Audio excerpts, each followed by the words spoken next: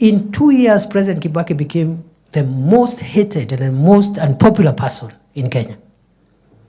In 2005, 2 years after his election, the first time, 3 years, he brought a referendum. He was defeated in that referendum. You remember Banana Orange? He was defeated. He dissolved the entire cabinet. He was left with the old man, is it Moody or Wari or something? Yeah. So what is happening around here is something that has happened before. And why President Kibaki and President Ruto? Ask yourself why. It is because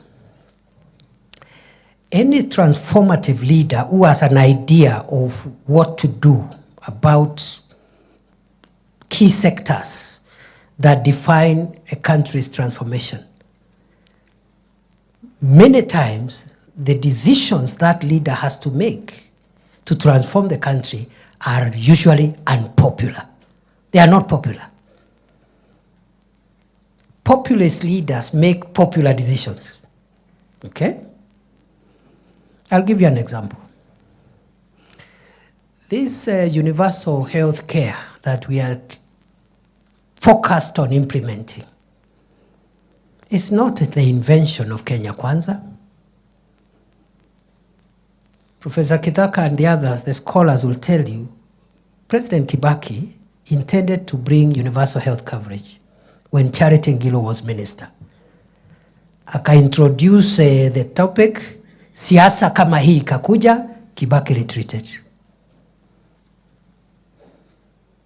Ikakufa. President Uhuru had universal health care in his manifesto.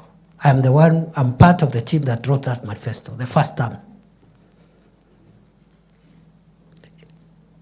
Akaona it's very unpopular because you have to increase the levies that you're charging people and so forth. Akaikalia first term. He thought he can introduce it in second term when he's going home because he will not be looking for re-election. So in 2018, Aka announced the big 4 agenda.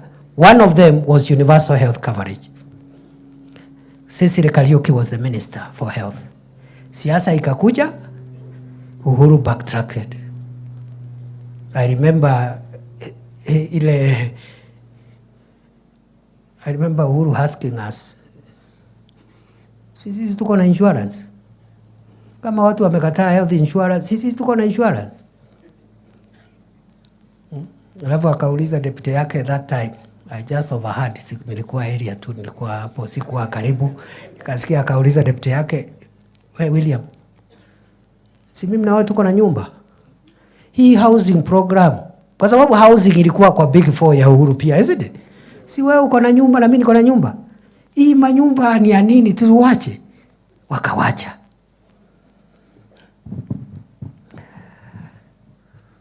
Brothers and sisters, I'll shortly tell you what housing and what a health insurance for every Kenyan means to the economy and to household incomes in a short while. But before I do that, I want to say for the last 2 years, President Ruto has struggled with what we call macroeconomic stability. Macroeconomic stability means, for those who are not experts like myself, I'm not also an expert in the economy, but I have learned from the experts. Macroeconomic stability are the fundamental foundational economic growth indicators that must be in place before you start now building the growth of the economy. One indicator is the strength of the currency. The strength of your currency versus international currencies is one indicator. Another one is something called interest rates. The rate at which people borrow money, those who are doing biashara, nini, interest rates. And are businesses having access to affordable credit at moderate interest rates?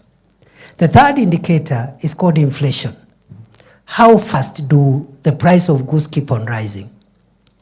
The fourth indicator is called the price of fuel, because fuel, it defines so many things. It defines the cost of power, it defines the cost of transport, it defines the cost of production, industrialization, and what have you. So the price of fuel, interest rates, inflation, strength of the currency, and of course the country's liquidity, its ability to manage its liquidity, the debt situation. Is the debt sustainable? Those are 5 macroeconomic indicators.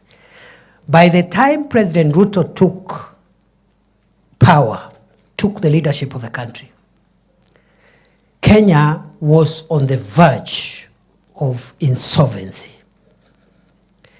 Many people think, watu wengi wanafikiria wakati tunasema nchi ilikuwa mahali pabaya, wanafikiria tunajaribu kupiga Rais Uhuru Kenyatta.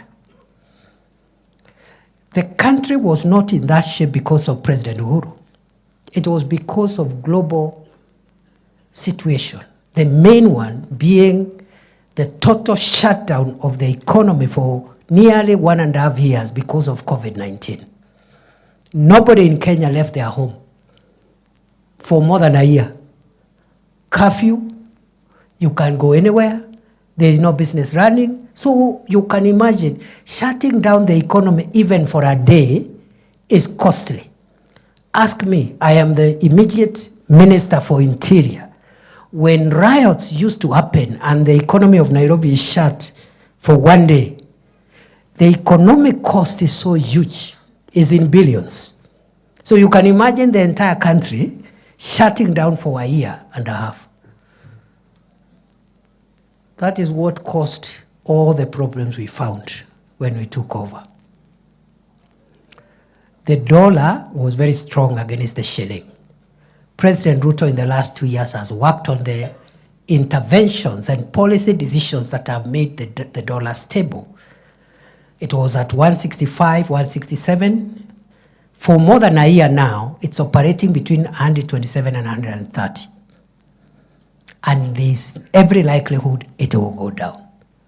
People will ask you, sasa, mimi mutu ya nyombu metengero, kana atonga, ya, kana mumete chera, mambo ya dollar. How am I affected by the dollar? I will show you how you are affected by the dollar if you are from Shera or Gatonga or Ngeru or anywhere else in the county.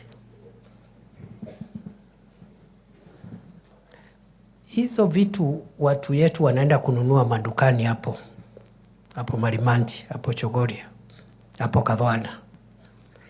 Most of those items are imported from abroad because our manufacturing capacity is very, very small. All the household items, many of them are imported. They are imported in bulk from China, from other countries. The person importing them pays for those items using, they have to convert Kenya shillings into dollars. So if the shilling is weak, you need more shillings per dollar. And you use more money per container to bring one container. And when you go to sell in Chogoria, the price, if the shilling is weak, the price will be higher to the customer buying those things in the shops in Chogoria. If the shilling is strong, like it is now, you use less shillings to get $1. You will therefore use less money to bring one container of the merchandise. The value, the price of that item in the rural areas will be a bit moderate. That is the connection between a strong dollar and the person in Kondi and the person in Mutembei. So our shilling now is strong. It will become even stronger. Inflation was at 9.6%. Now it is oscillating between 2.7 and 3%. Interest rates, the central bank lending rates was, a year ago, was 15.8%. Today, it is 11.25%. It is going to drop the next time central bank meets in the monthly policy review meeting. Meaning, again, people will ask, what is the connection between interest rates and an ordinary person doing some juakali business in Chuka town, okay, in Chakariga, or even in Magutuni? Interest rates. This is it.